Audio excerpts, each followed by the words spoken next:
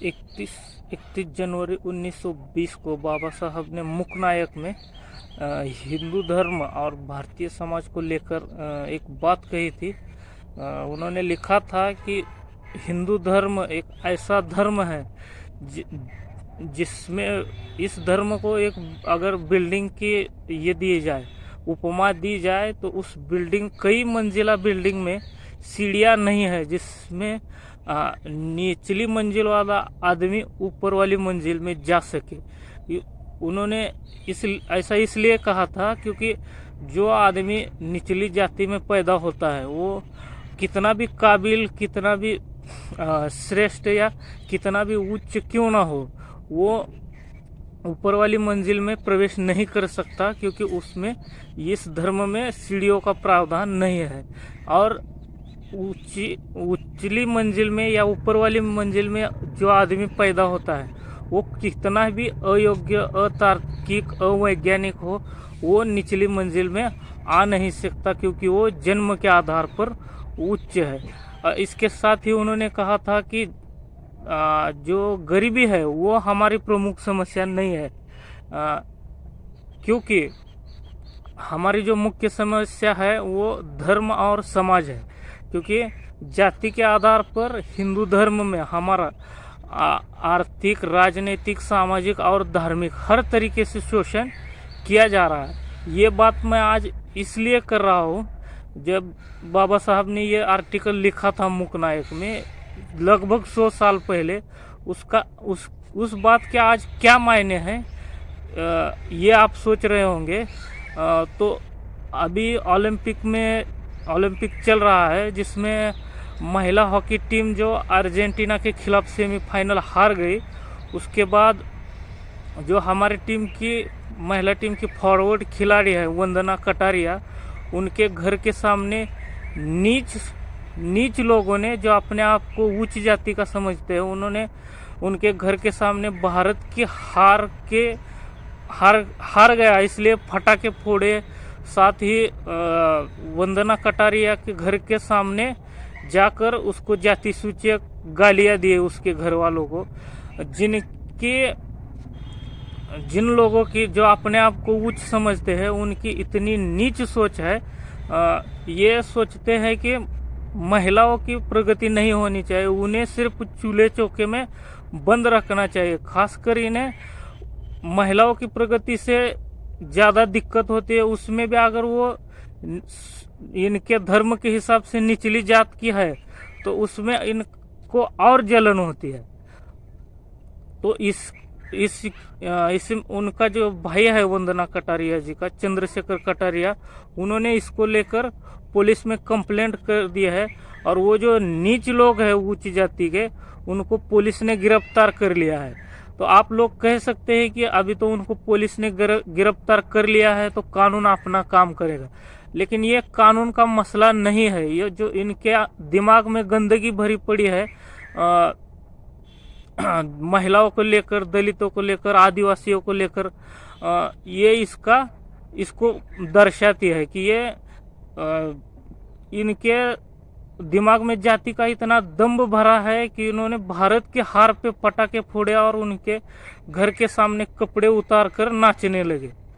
तो ऐसे नीच लोगों के लिए क्या कहा जाए, जो अपने आप को जन्म के आधार पर ऊंचा मानते हैं। चाहे इनकी औकात वंदना कटारिया जी जैसे बड़े बड़े लोगों की जूतियां उठाने तक की नहीं है। आपको लग रहा होगा कि ये लोग या तो पढ़े लिखे नहीं होंगे या इतने ज्ञानी नहीं होंगे, लेकिन यही लोग हैं जो 2016 में जब साक्षी मलिक ने ओलंपिक मेडल जीता था तो हरियाणा के लोग उसकी जाति खोजने में लग गए थे इंटरनेट में। अभी भी पीवी सिंधु ने जब मेडल जीता तो आंध्रा के लोग उनकी जाति खोज रहे थे। इनको महिलाओं की प्रगति से इतनी दिक्कत है कि वो ये नहीं सोचते कि जो संघर्ष इन महिलाओं ने किया, यहाँ तक पहुँचने के लिए उन्होंने जिस कष्ट को उठाया उसको खोजे, उस तरीके से अपने घर की महिलाओं को बनाने की कोशिश करे। ये नहीं खोजते, ये जाति खोजते हैं, खासकर महिला, क्योंकि ये महिलाओं की प्रगति से बहुत ज़्यादा जल जाते हैं। इसी के साथ यूपी उत्तराखंड वाले लोग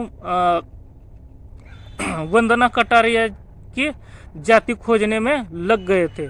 तो ये जो कहा जाता है कि आरक्षण आर्थिक आधार पर होना चाहिए, तो उन लोगों से एक सवाल पूछना चाहता हूँ। जब अखिलेश यादव मुख्यमंत्री पद से हट गए तो जो उनका बंगले का शुद्धिकरण गोमूत्र से किया गया था, वो आर्थिक आधार पे किया गया था क्या?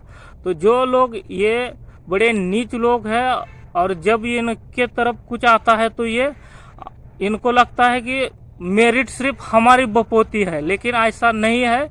ये इनकी गंदी सोच है जो 100 साल पहले भी थी और आज भी चल रही है। तो पूरा विश्व जब आज भारतीय महिला टीम के प्रदर्शन को लेकर चर्चा कर रहा है, तो वही भारत के जो नीच लोग हैं वो भारतीय महिला टीम में जो दलित आदिवासी महिला खिलाड़ी है उनको गंदी गंदी गालियां और भद्दी भद्दी कमेंट्स उनके ऊपर कर रहे हैं। तो इससे ये पता लगता है कि जो बात बाबा साहब ने 100 साल पहले कही थी उसमें अब तक रत्ती भर भी फर्क नहीं पड़ा है। इसीलिए जो हमारे देश के पत्रकार है दिलीप मंडल जी, वो कहते हैं कि सवर्णों में, भारतीय समाज में, उसमें भी खासकर सवर्णों में भी समाज सुधार की बहुत ज़्यादा आवश्यकता है, क्योंकि ये लोग बीमार लोग हैं और ये देश के लिए बहुत बड़ा खतरा है। क्योंकि इन्हीं की सोच की बदौलत देश में जातिवाद हुआ। उसके बाद इनको देखकर जो लोग हैं उनका अनुकरण करते हैं। तो ये जो मामला हुआ है वंदना कटारिया के साथ, जहां हमारे देश के खिलाड़ी देश को ओलंपिक में मेडल दिलाने के लिए अपना खून पसीना बहा रहे हैं, वहीं पर हमारे देश के कुछ नीच लोग उनकी जाति खोजने में लगे हुए हैं। खिलाड़ी खून पसीने के साथ जीतने के लिए खून पसीना बहा रहे हैं, वहीं पर ओलंपिक में ब्रॉन्ज मेडल मैच में जब हमारी टीम की महिलाएं हार गई तो उनके आंसू झलक पड़े, वो वहां पर रो रहे और यहाँ पर लोग उनकी जाति खोजने में लगे हुए हैं। तो ऐसी नीच और गंदी सोच से बचे रहना बहुत जरूरी है। पिछले दिनों भी राजस्थान से एक खबर आई थी कि कुछ उच्च जाति के 9 युवकों ने जो दलितों का शमशान है उसमें जाकर जो समाधियां है उनके ऊपर जूते, चप्पलों और लाठियों से हमला कर दिया। क्योंकि सवर्णों में यह अफवाह फैल गई कि इनके जो शमशान है उसको पीटने से गांव में बारिश हो जाएगी। तो इतनी अवैज्ञानिक, अतार्किक और गंदी और मवाली टाइप की सोच रखने वाले लोग जिस देश में सत्ता, मीडिया, जुडिशरी में बैठे हो तो देश की क्या हालत होगी, इसको सोचना बहुत जरूरी है।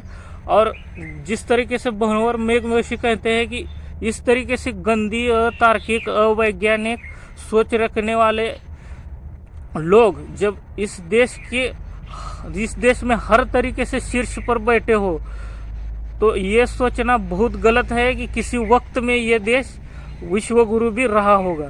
तो महिलाओं का जो संघर्ष है, जो उन्होंने ओलंपिक में बड़ा शानदार प्रदर्शन किया है, उसकी सराहना होनी चाहिए।